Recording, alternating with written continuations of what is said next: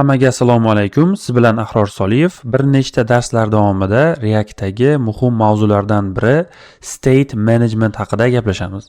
Keling, state management bizga nima uchun kerak, shuni ko'rib o'tamiz. Va amaliyot tariqasida biz ushbu Context Store loyihamizni birgalikda bajarib o'tamiz. Bu yerda biz kichik bir store qilamiz, ya'ni e-commerce magazincha qilamiz. Bu yerda ma'lumotlarni qo'shishimiz, ko'paytirishimiz va har bir mahsulotni narxiga qarab turib, bu yerda nechta sotib olganimizga qarab umumiy narx belgilanadi. Sahifani yangilaydigan bo'lsak, barcha mahsulotlar ushbu tanlanganligicha qoladi. Ushbu mahsulotlar API dan kelyapti. Ularni qanday ishlashi yo'l-yo'lakay ko'rsatib o'tilinadi. Bu yerda kichik bir bizni o'sha korzinkachamiz bor, storeimiz va mahsulotlarni o'chirganimda e'tibor bering, bu yerdan ham kamayyapti. Va umuman tozalab yuborishimiz ham mumkin. Bu amaliyotni noldan siz bilan birgalikda bajarib o'tamiz va aynan bizda state managementga oid va keling endi state management bilan tanishib o'tamiz.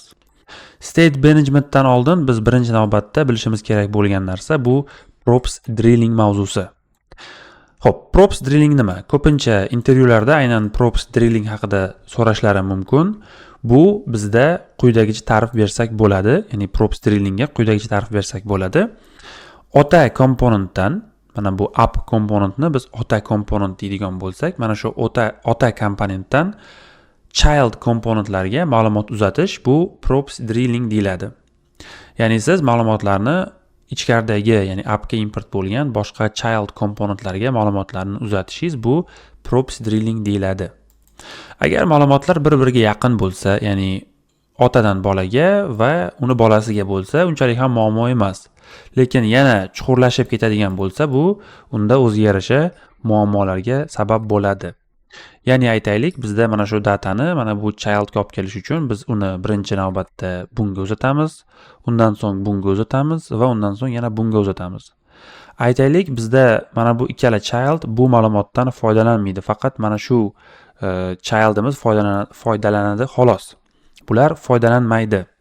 Lekin ular ko'prik vazifasini bajarib berish uchun baribir mana shu datani o'zlariga qabul qilishadi va ishlatmasa ham bu childlarda aynan data mavjud bo'ladi.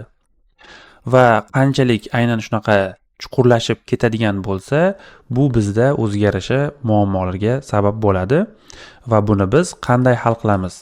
Ya'ni yechim sifatida biz React'ning o'zini imkoniyati, ya'ni Context API dan foydalanishimiz mumkin, ya'ni React Context API dan yoki bo'lmasam Redux, Zustand kabi boshqa turli xil kutubxonalardan foydalanishimiz mumkin. Bularni biz CDN orqali yoki bo'lmasam npm orqali o'rnatib ishlatamiz, lekin mana bu Context API ga bu narsa shart emas. Ya'ni bu aynan mana shu props drilling yechimini React'ni o'zidagi bor imkoniyatdan foydalangan holatda bizga hal qilib beradi. Xo'sh, Context API ya'ni state management qanday ishlaydi? Biz ma'lumotni oldingi, ya'ni props drilling holatida appda saqlayotgan edik. Va state management paytida biz barcha komponentlarni, barchasini bitta boshqa komponentga o'raymiz. Va mana shu datani aynan mana shu komponentga berib qo'yamiz. Data endi appda emas, boshqa bir barchasini o'rab turgan komponentda bo'ladi va biz bu komponentni keling o'sha Context API deb nomlaymiz. Demak, React'ni o'zini imkoniyati bo'lgan Context API orqali biz barcha komponentlarimizni o'rab olamiz va aynan mana shu data Context API da bo'ladi. Mana shu Context API ichida bo'ladi. Ana endi istalgan ichkaridagi komponent, ya'ni xohlagan mana shu komponentimiz agar mana bu data kerak bo'lsa, to'g'ridan-to'g'ri Context API ga murojaat qiladi va ma'lumotga ega bo'ladi. Xohlagan komponent. Aytaylik, mana bu komponent datani o'zgartirdi, ya'ni mana bu child datani o'zgartirdi, ya'ni update qildi va bu barcha komponentlarga ta'sir o'tkazadi. Ya'ni barcha komponentlar qaysi key o'sha datani ishlatgan bo'lsa, ularda ham o'zgargan holati paydo bo'ladi.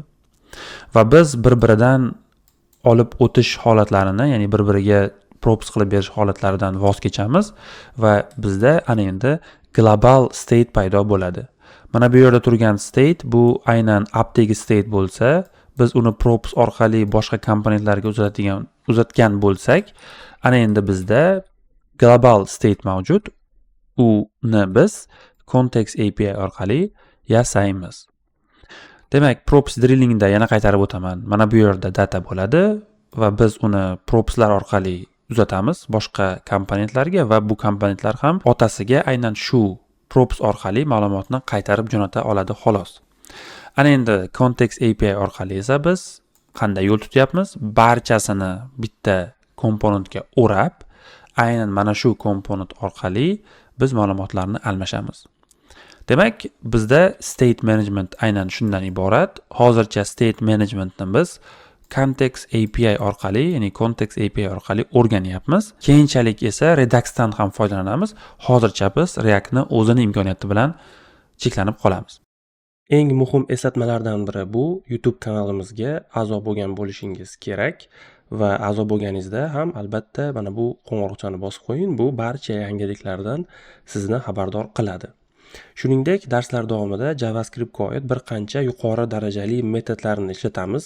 Misol uchun filter, map, reduce kabi va ular haqida barcha ma'lumotlar mana shu darsimizda berilgan.